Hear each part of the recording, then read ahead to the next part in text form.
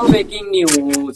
জীবনে যেমন হঠাৎ কিছু সবকিছু বদলে যায়, ঠিক তেমনি বদলে যাচ্ছে কেকেআর এর বোলিং ইউনিট। ভারতের প্রাক্তন পেসার জাহির খান কেকেআর দলের সঙ্গে এবার যুক্ত হচ্ছেন কেকেআর এর নতুন বোলিং কোচ হিসাবে। হ্যাঁ, তুমি ঠিকই শুনেছো। কেন এই কথা বললাম ভাবছেন?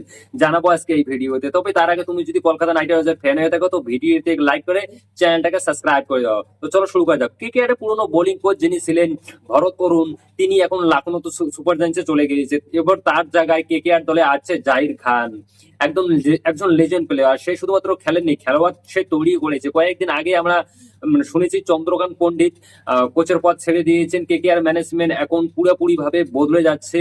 সূত্র বলছে যে কেকেআর নতুন হেড কোচ হতে চলেছে অভিষেক মায়ার, এবং তার সঙ্গে থাকতে চলেছেন জাহির খান। হঠাৎ করে জাহির খান কেন কেকেআর দলে? তিনি তো লখনৌ ছিলেন, কারণ হচ্ছে লখনৌ সুপার জায়ান্টসের মানে তার যে চুক্তি ছিল সেটা কিন্তু অলরেডি শেষ হয়েছে, এবং তার সাথে লখনৌ সুপার জায়ান্টস ম্যানেজমেন্ট খুব একটা ভালো সম্পর্ক চলছে না জাহির খানের সঙ্গে। কারণ হচ্ছে গোয়েঙ্কা সাহেব চান যে সবসময় প্রতি বছর ট্রফি তাদের ঘরে, কিন্তু দুঃখের বিষয় যে গোয়েঙ্কা সাহেবের এক একটা ট্রফিও পায়নি।